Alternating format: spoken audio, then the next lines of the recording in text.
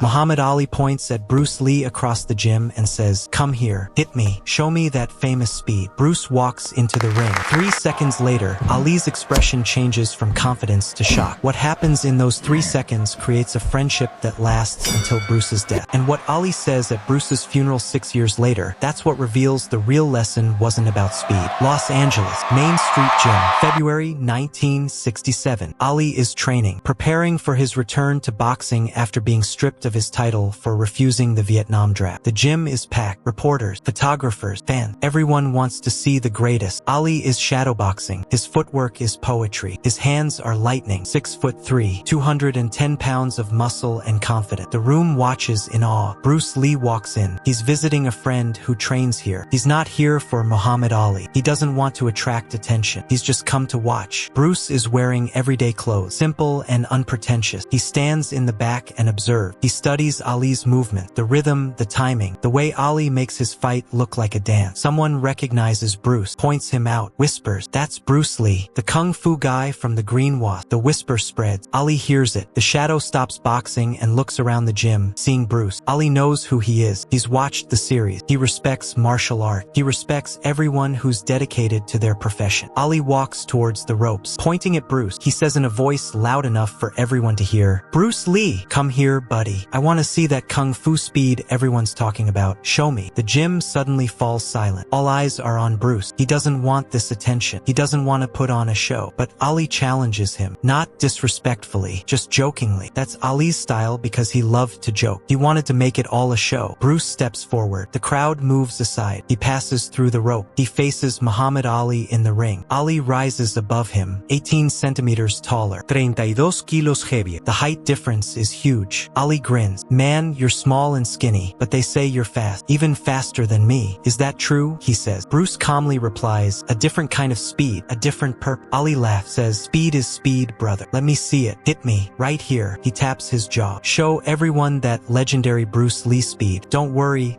I won't hit back. Just want to see if the rumors are true." Bruce hesitates. This isn't a challenge. It's curiosity. Respect between two masters of different art. Ali genuinely wants to see, wants to understand. Bruce says, "You're sure?" Ali says, "Man, I've been hit by Sonny Liston, Joe Frazier, the hardest punchers in boxing. I think I can handle a little kung fu tap." The word tap hangs in the air. Not an insult, just Ali's confidence, his certainty that nothing can surprise him. Bruce nods, says, "Okay, but I'm not hitting your jaw. I'm hitting your chest. Safer." Ali drops his hand, stands square, open, completely vulnerable, says, "Do it. Show me." Bruce shifts his stance, subtle, barely noticeable. His weight settled. His right hand relaxes at his side. No chambering, no telegraphing, no warning. He just looks at Ali's chest. Then it happened. 3 seconds, that's all. 1 second for Bruce to set. 1 second for the strike. 1 second for Ali to react. Bruce's fist moves, not like a boxer's punch. No wind-up, no rotation from the shoulder, just suddenly exists 6 inches forward. The straight lead, the signature technique Bruce has perfected over years. His fist travels directly from where it rests to the target. The shortest distance, the fastest path. Economy of motion in its purest form. The impact is sharp, precise, not hard enough to hurt, just enough to demonstrate. Ali's body rocks back, not from power, from surprise. His eyes go wide, his mouth open. He looks down at his chest, then at Bruce, then at his own hand. Ali says, "What the? I didn't see it. I was watching your hand, watching your shoulder. Didn't see nothing move. Then you were hitting me. How'd you do that?" Bruce says simply, "No wasted motion. No telegraphing. Direct path." Ali is genuinely shocked. He's fought the best boxers in the world, seen every punch variation, fast hand, tricky combos, but he's never seen anything quite like what Bruce just did. The complete absence of preparation. The strike appearing from nowhere. Ali says, "Do it again. I'm ready this time." Bruce says, "You sure?" Ali says, "Yeah, man. I'm watching. I'll see it this time." Bruce resets. Same position. Ali stares at Bruce's right hand, focuses completely, every ounce of his attention locked on that fist, waiting to see it move, waiting to catch the moment of transition. Bruce strikes again. Same technique, same speed, same result. Ali's chest, clean hit. Ali's reaction is even more pronounced this time. He actually steps back, shakes his head, says, "Nah, man, that's impossible. I was watching hard. Still didn't see it till it landed." The gym erupts. Everyone watching just saw Muhammad Ali, the fastest heavyweight in boxing history, admit he can't see Bruce Lee's punch, can't track it, can't react to it. The two fastest strikers in their respective art. And Bruce's speed operates on a different frequency. If you've ever seen something that completely changed your understanding of what's possible, drop a comment. This is that moment for everyone in this gym. Ali starts laughing. Big genuine laugh. Not embarrassed. Amazed. He puts his arm around Bruce's shoulder. Says, man, you're the real deal. That's not movie stuff. That's real.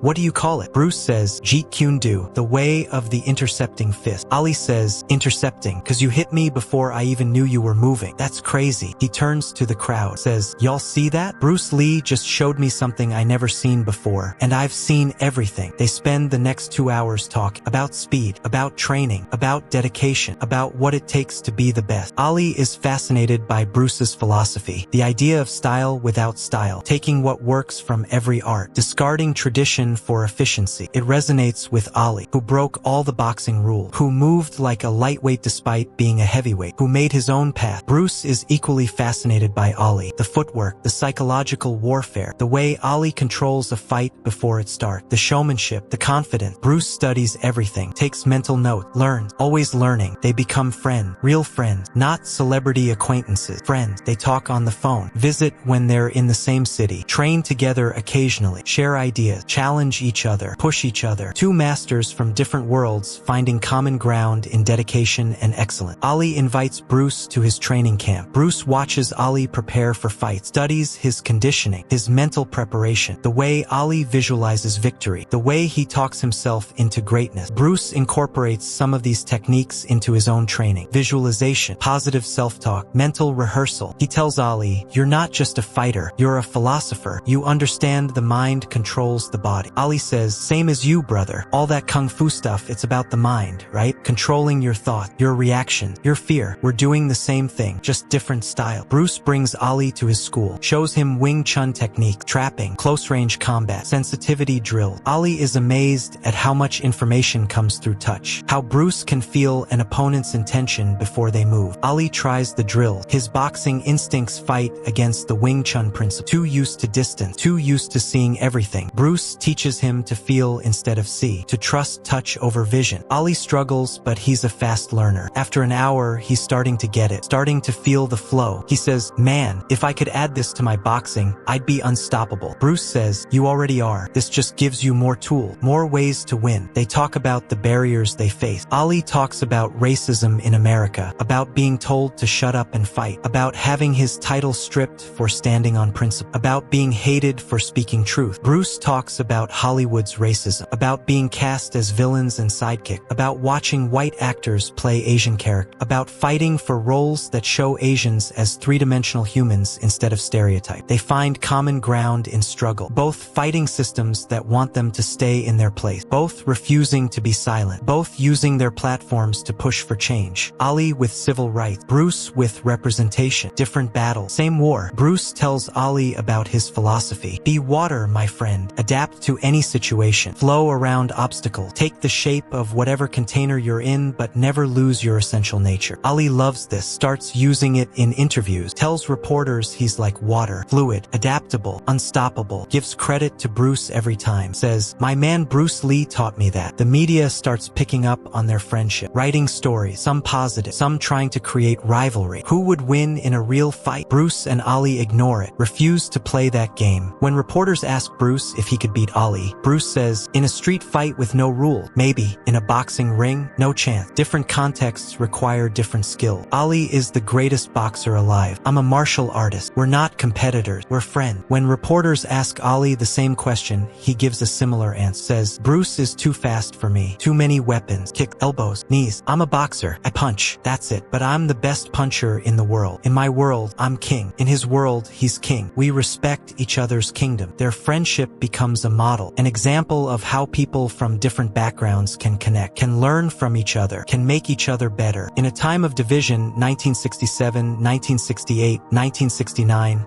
They show unity, show respect, show that excellence recognizes excellence regardless of race or culture. Over the next 6 years, their friendship deepened. Ali fights his way back to the title. The fight against Frazier in 1971. The loss, the pain, the comeback. Bruce is there, supporting, encouraging, telling Ali that one loss doesn't define a career, that getting knocked down and getting back up, that's what makes you great. Bruce breaks into Hollywood, struggles, gets small role, gets frustrated, considers giving up. Ali calls him, says, "Man, you can't quit. You're breaking down doors for everyone who comes after you. Every Asian kid who wants to act, every martial artist who wants to be taken seriously. You gotta keep fighting, keep pushing. That's what champions do." Bruce listens, keeps going. Books Enter the Dragon, his breakthrough, his vindication, everything he's been working toward. He calls Ali, says, "You were right. I almost quit, but I kept pushing. Now look." Ali says, "I'm proud of you, brother. You did it. You showed them." They talk about doing a film together, a project combining boxing and martial arts, something that showcases both their skill. The conversations are serious. Scripts are discussed. Producers are interested. The concept is gold. Ali and Bruce, boxing and kung fu. East meets West. The box office potential is enormous. They start planning. Bruce begins writing, creating fight sequences that would work for both their style. Techniques that show Ali's boxing genius and Bruce's martial arts mastery. The project is ambitious, revolutionary, nothing like it has ever been done. They talk on the phone for hours. Bruce describing scenes, Ali suggesting modification. Both excited, both believing this could be something special. But timing is difficult. Ali's training camp, his title defenses, Bruce's filming schedule in Hong Kong, the Hollywood studio system. The logistics are complicated. They keep saying next year, keep pushing it back, keep believing they have time. They're young. Ali is 30. Bruce is 32. They have decades ahead of them. Decades to make this happen. Or so they think. July 20th, 1973. Bruce Lee dies. Cerebral edema. 32 years old. Gone suddenly. Shockingly. Impossibly. The world mourned. Millions of fans. Fellow martial artist. Hollywood colleague. And Muhammad Ali. Ali is in training camp when he hears the news. Someone brings him a newspaper. The headline. Bruce's face. Martial arts legend Bruce Lee dead at 32. Ali reads it. Rereads it. Doesn't believe it. Can't believe it. He was just talking to Bruce 2 weeks ago. Planning the film. Laughing about old time. Making plans for the future. How can he be gone? Ali cancels his training session. Locks himself in his room. Processes. Grieves. This wasn't supposed to happen. They were supposed to make that film. Supposed to grow old together. Supposed to watch each other's kids grow up. Bruce's son Brandon is 8 years old. Shannon is 4. Ali's children are young too. They were supposed to introduce them, teach them, pass on what they learned. Now that future is gone. Ali flies to Hong Kong for the funeral. Doesn't publicize it. Doesn't make it a media event. Just goes. Pays his respects. Says goodbye to his friend. The funeral is massive. Thousands of mourners. Hundreds of celebrities. Bruce's impact was global. His loss is felt everywhere. Ali arrives quietly. Wears sunglasses. Tries to blend in. But people recognize him. Muhammad Ali at Bruce Lee's funeral. The two legends. The friendship that transcended barrier. Photographers try to get shots. Ali waves them off. Says, "Not today. Today is about Bruce. Not about me." The service is beautiful. Heartbreaking. Person after person speaks about Bruce. His talent. His dedication. His kindness. His impact. How he changed martial art. Changed film. Changed perception. Changed lives. Ali listens to all of it. Tears streaming behind his sunglasses. After the service,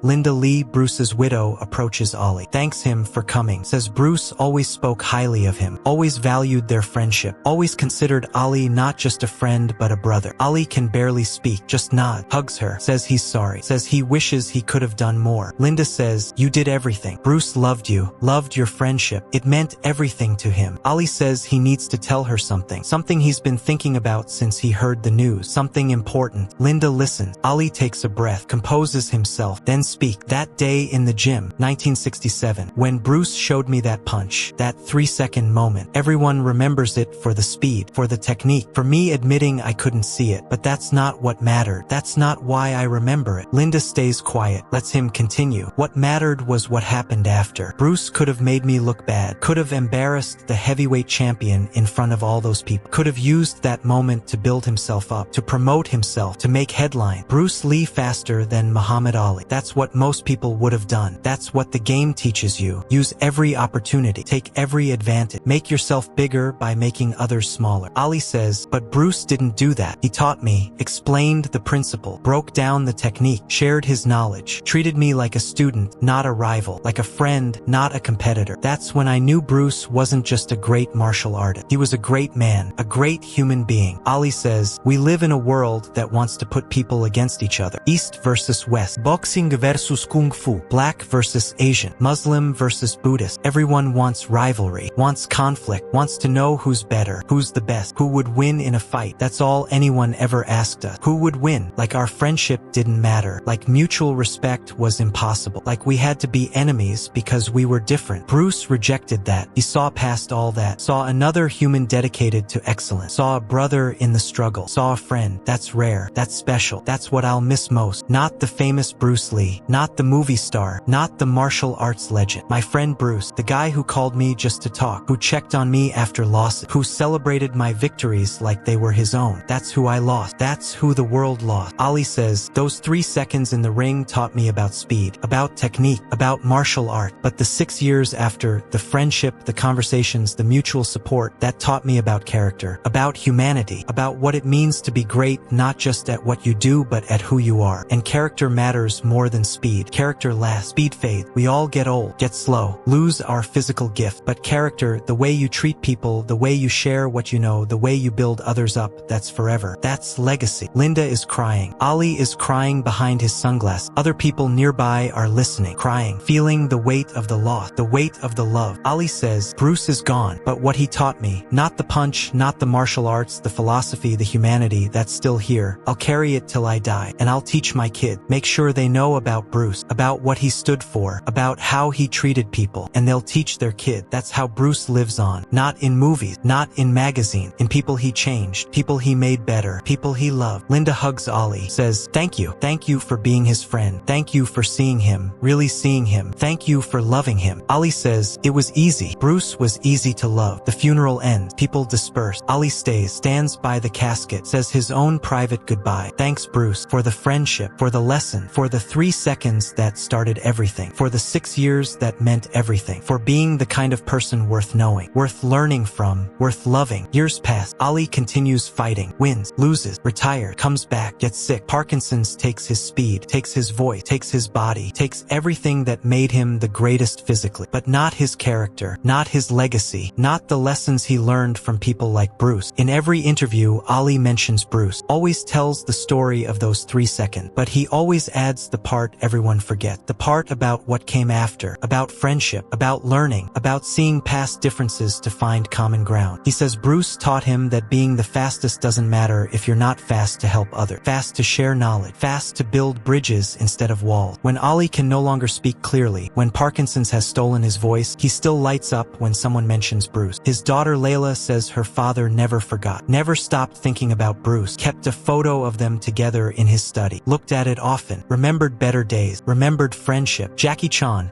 who knew both men, says this about their friendship. Bruce and Ali showed us that greatness recognizes greatness. They didn't need to compete, didn't need to prove who was better. They just respected each other's art, learned from each other, made each other better. That's what real masters do. That's what real friends do. When Ali dies in 2016, Shannon Lee, Bruce's daughter, posts a tribute. She writes about her father's friendship with Ali, about how they represented different worlds but shared the same value: dedication, excellence, breaking barriers, fighting injustice, refusing to be silent, demanding respect. She posts a photo, Bruce and Ali, arms around each other, both smiling, both champions, both legends, both brothers. 3 seconds to throw a punch, 6 years to build a friendship, 50 years to understand the lesson, and forever to carry it forward. That's the real story of Bruce Lee and Muhammad Ali. Not who could beat who made who better. Both of them, always both of them. That's the only answer that matters.